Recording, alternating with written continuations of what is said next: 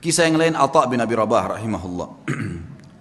Atha bin Abi Rabah ini teman-teman sekalian pernah, tentu Atha ini sedikit saya berikan gambaran, dan ulama mengatakan dalam ilmu jarh wa ta'dil, dalam ilmu hadis kita boleh ada hal-hal yang boleh disebutkan kalau berhubungan dengan kekurangan seseorang, kalau memang itu ciri khasnya, atau sesuatu yang kalau disebutkan tanpa menyebutkan nama pun, nah ini masuk bukan dalam ghibah. Yang jelas ulama menyebutkan ciri fisik di sini, seperti mereka menyebutkan Nabi SAW jarbu, tidak tinggi tidak pendek, itu bukan aib. Atha bin Abi Rabah ini seorang budak hitam, kulit hitam, disebutkan dalam buku-buku tentang penjelasan biodata beliau, orangnya kurus, kaki kanannya pincang, mata kanannya rusak, fisiknya sangat kurang rahimahullah. Tapi waktu Atha bin Abi Rabah menjadi ulama, khalifah waktu itu Sulaiman bin Abdul Malik, adiknya tadi Abdul Malik bin Marwan itu, anaknya Abdul Malik bin Marwan, waktu sudah meninggal ayahnya dia jadi khalifah. Sulaiman bin Abdul Malik ini orangnya baik, khalifah dan suka dengan alim ulama. Dia mengeluarkan peraturan kalau tidak boleh mengeluarkan fatwa di musim haji kecuali Atha bin Abi Rabah, orang alim ulama. Karena ini dalam haji tidak boleh sembarangan nih.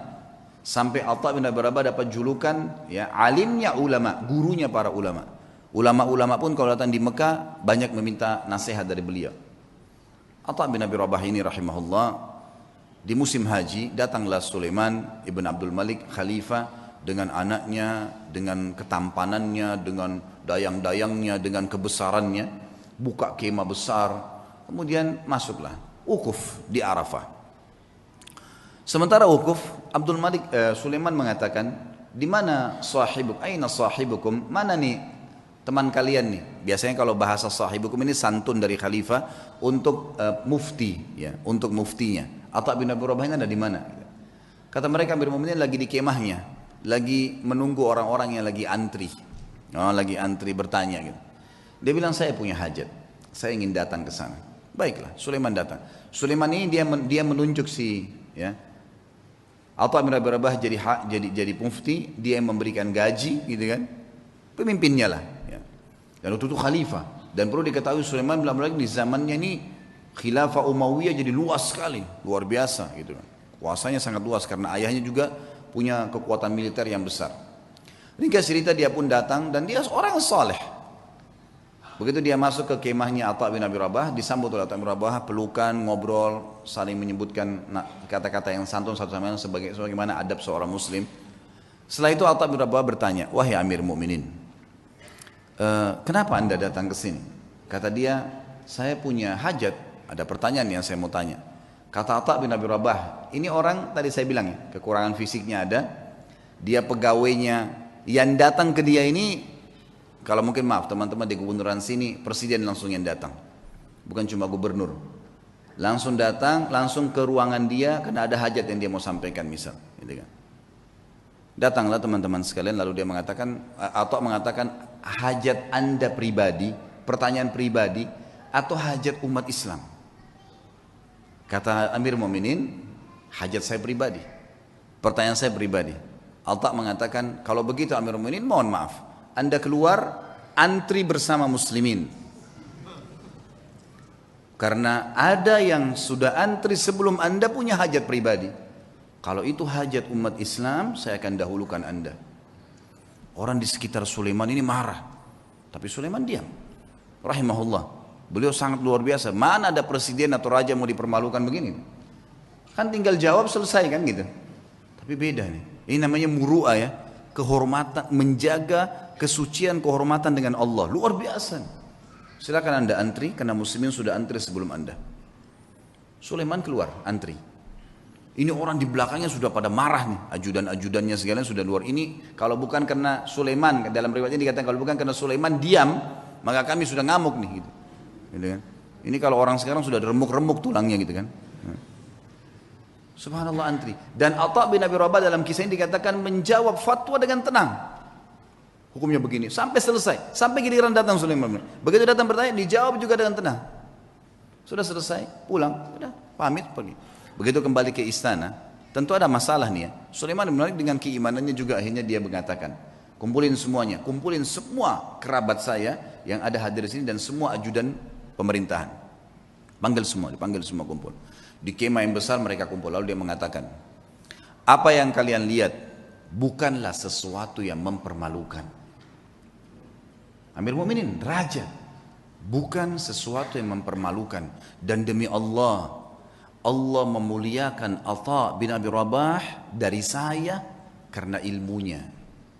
Dan di dalam Islam memang seorang alim di atas seorang amir.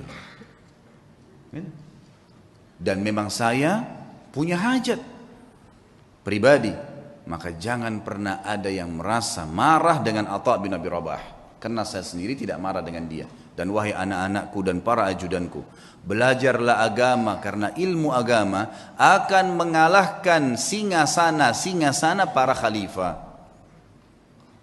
Tapi bagaimana teman-teman, khalifah bisa begitu, Atha bin Abi Rabah alim bisa begitu. Dan semua dengan lapang dada bisa menjaga. Kenapa? Karena mereka yakin ada raja yang sebenarnya, Allah Azza wa Jalla. Kita teman-teman cuma kebetulan saja beda formalitas nih, baju bedanya cuma sementara. Ini jabatannya, oh ini si fulan, ini mobilnya bedanya begini. Itu cuma hiasan, kemasan. Sama dengan makanan, misal kalau di Makassar ada coto yang ditaruh di mangkuk yang mahal, ada yang ditaruh di piring yang biasa. Tapi sama saja coto, gitu kan gitu. Mudah-mudahan bahasa ini bisa difahamin, gitu kan. Karena kalau makanan langsung paham biasanya. Satu waktu, kisah yang lain, Atha bin Abi Rabah mendatangi, jadi Sulaiman meninggal dunia. Khalifah tadi meninggal dunia, sudah lewat waktunya dia meninggal dunia. Datang adiknya bernama Hisham. Hisham bin Abdul Malik, biasanya memang sudah tradisi, mungkin teman-teman di kantor pemerintahan sudah tahu, biasanya kalau ada datang pejabat baru, maka dia akan ambil informasi dari pejabat sebelumnya tentang orang-orang relasi yang bisa dihubungin, kan gitu. Itu sudah biasa, turun-temurun memang dari dulu gitu.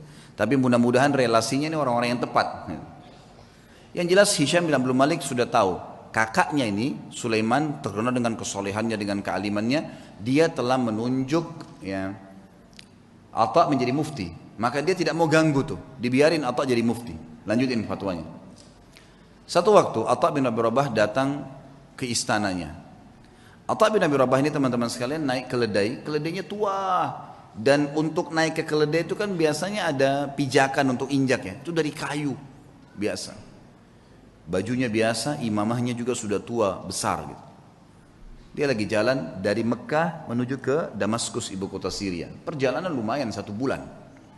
Subhanallah, begitu sudah kelihatan istananya Khalifah Hisham bin Abdul Malik, ada satu ulama lain namanya Atha juga Al-Khurasani dari Persia.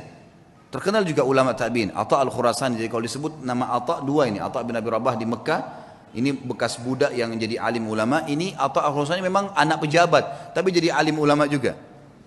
Dia lagi di kereta kencananya, kalau kita sekarang mungkin mobil yang paling mewah gitu kan. Kalau kita kencana dulu, ada 2 orang yang di depan memegang kudanya dihias dengan beragam macam hal. Luar biasa lah, kita tahu ini pejabat gitu. Begitu Atha Al-Khurasani lihat dari jauh, Atha bin Abi Rabah dikenal nih. Dia suruh berhentiin kereta kencananya, ada anaknya yang ikut di situ, anaknya Atha Al-Khurasani lagi ikut. Lalu Atha Al-Khurasani turun, mendekati keledai itu. Kata anaknya yang meriwayatkan kisah, saya belum pernah lihat ayah saya turun mendampingi orang, datangin orang. Biasanya dia yang didatangin. Ini enggak, dia turun dia datangin. Siapa orang ini? Sudah imamanya tua, bajunya tua, keledainya lagi pakai kayu, gitu kan. Kata anaknya nih, dia bilang, saya tidak pernah lihat ada orang semiskin itu. Dalam kisah itu gitu. Lalu ayah saya pun datang memeluk salaman seperti sahabat lamanya. Lalu mereka ngobrol, saya tidak tahu apa yang diobrolin. Lalu kemudian ayah saya kembali ke kereta kencana lalu mengatakan kepada saya, wahai anakku, saya akan masuk bersamanya ke Amir Mukminin. Kata anaknya, ayah, siapa orang ini? Saya belum pernah lihat orang semiskin ini gitu. Kata dia, hati-hati dengan lisanmu. Ini adalah Atha bin Abi Rabah. Kata anaknya, Atha bin Abi Rabah, alim ulama. Kata ayahnya, iya. Makanya hati-hati. Jangan ngomong sembarang. Walaupun bukan Atha bin Abi Rabah, kau tidak pantas mengucapkan kalimat itu. Anaknya mengatakan, saya pun beristighfar kepada Allah. Lalu saya melihat ayah saya jalan kaki bersama dengan Atha bin Abi Rabah. Masuk. Ringkas cerita, masuklah mereka ke istana lalu mereka keluar. Kata anaknya, ayah, kata anak Atha al-Khurasani, anaknya bilang, ayah, ceritain apa yang tadi terjadi di dalam. Kata Atha al-Khurasani, demi Allah, kalau bukan Atha bin Abi Rabah, saya tidak diizinkan masuk. Atha bin Abi Rabah ini jalan pincang, kakinya hitam, tubuhnya hitam, bajunya biasa, matanya satu rusak. Jalan. Dia bilang begitu kami masuk, ini Atha al-Khurasani dengan baju jubahnya yang mewah dan seterusnya. Jalan. Dia bilang begitu demi Allah kami masuk pintu gerbang istana. Hisham bin Abdul Malik berdiri dari singgasananya. Raja berdiri, kemudian mendekati Atha bin Abi Rabah, dan orang-orang tidak tahu nih Atha bin Abi Rabah siapa. Pejabat-pejabat ini banyak yang tidak tahu karena cuma dengar namanya. Lalu julukannya Atha bin Abi Rabah ini adalah Abu Muhammad, anaknya Muhammad. Hisham mengatakan, hahuna Aba Muhammad, kesini ayahnya Muhammad. Atha bin Abi Rabah setiap mau mampir ke sebuah kursi dia bilang, la hahuna Aba Muhammad, dirangkul terus tangannya. Kata Atha al-Khurasani, begitu sudah dekat dengan singgasananya, lalu kemudian saya dipersilakan duduk. Atha al-Khurasani dipersilakan duduk. Lalu Atha bin Abi Rabah demi Allah didudukkan di sebelah singgasana khalifah, sebelahnya pas. Dan belum pernah singgasana khalifah diduduki oleh orang lain termasuk anaknya khalifah. Enggak boleh duduki singgasana itu. Hisham mengajak Atha bin Abi Rabah yang luar biasa begitu kehidupannya tadi, kondisinya duduk di sebelahnya. Lalu kata Hisham, ya Aba Muhammad, ada hajat apa? Kata dia, ada hajat saya. Hajat yang pertama dia bilang, penduduk Mekah dan Madinah wahai Amir Mu'minin, tetangganya Allah dan tetangganya Rasulullah SAW. Karena di Mekah ada Ka'bah, berarti orang yang tinggal di Mekah kan tetangganya Allah, bahasa santunnya begitu. Di Madinah ada rumah Nabi SAW, walaupun ada kuburannya beliau sekarang, sudah jadi kuburan, tapi kan rumahnya Nabi masih ada. Itu kan masuk dalam masjid. Tetangganya Rasulullah SAW terlambat ataya mereka. Ataya ini kayak pemberian yang diberikan oleh kerajaan, ya, dari khilafah diberikan kepada masyarakat semua, kaya atau miskin semua dapat dari hasil pendapatan negara, nanti dikeluarkan untuk kebutuhan negara, kemudian sisanya dibagi rata. Itu haknya masyarakat. Penduduk Mekah dan Madinah tetangga dengan Rasulullah SAW terlambat ataya mereka. Maka saya mengingatkan anda kepada Allah agar memberikan kepada mereka. Baik. Kata Hisham, ya gulam, sekretaris datang, catat dan berikan sekarang juga. Ada lagi hayanya Muhammad? Ada lagi. Para mujahidin yang membela perbatasan kaum muslimin, mereka ribat setiap hari. Terlambat gaji-gaji mereka. Ada istri dan anak mereka mengeluh dengan saya. Maka berikan hak mereka. Ya gulam, catat, segera jalankan pesannya Aba Muhammad. Ada lagi hayanya Muhammad, terus aja Atha menyampaikan hajat muslimin. Gak ada hajat dia pribadi nih, hajat begini, hajat begitu. Ringkasnya adalah terakhir, sudah 5 hajat, 6 hajat disampaikan. Kata Amir Mu'minin, masih adakah hayat Muhammad? Kata Atha al-Khurasani, demi Allah Atha bin Abi Rabah berdiri dengan tegak di depan Amir Mu'minin, lalu mengatakan kalimat yang membuat istana itu kalau mau goncang bisa goncang. Dia mengatakan apa? Wahai Amir Mu'minin, ada hajat yang lebih penting dari semua yang saya sampaikan tadi. Kata Hisham, apa itu wahai Atha? Aba Muhammad, apa itu? Ini orang-orang kaget, belum pernah ada orang khalifah duduk, dia berdiri depannya dan dia menunjuk nih, ada hajat yang lebih penting. Kata dia, apa itu hai ayah Muhammad? Demi Allah wahai Amir Mu'minin, kau dilahirkan di muka bumi ini sendirian, dan kau juga akan mati sendirian, dan kau akan dihisab oleh Allah sendirian. Demi Allah, semua yang kau lihat di sekitarmu ini tidak bermanfaat buat kamu, maka bertakwalah dengan Allah. Hisham bin Malik menangis, waktu itu menangis luar biasa sambil memukul tongkatnya.